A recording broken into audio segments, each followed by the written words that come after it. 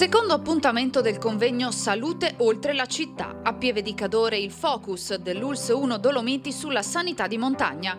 Il confronto con l'obiettivo di analizzare le migliori soluzioni per ottenere equità assistenziale in territori difficili, in cui le reti emergenziali e le molte innovazioni tecnologiche a disposizione possono essere decisive.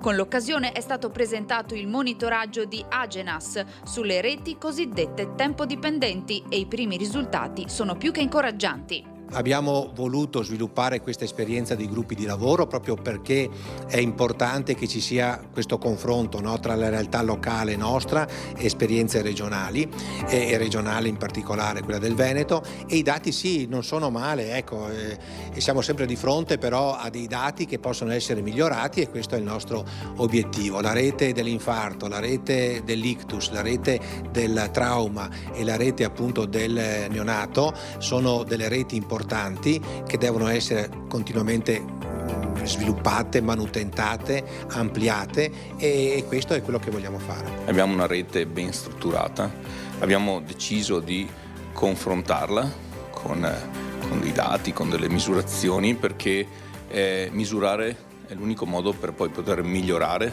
e per avere un riscontro oggettivo.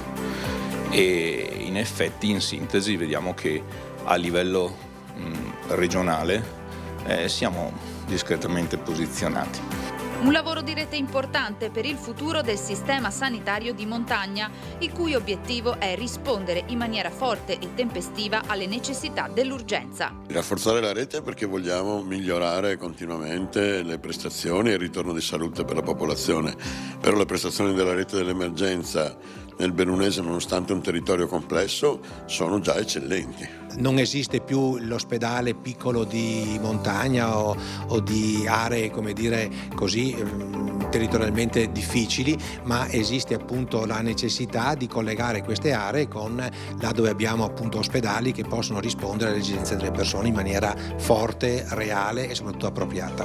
Non soltanto per chi vive in montagna, ma anche per i turisti che qui arrivano numerosi.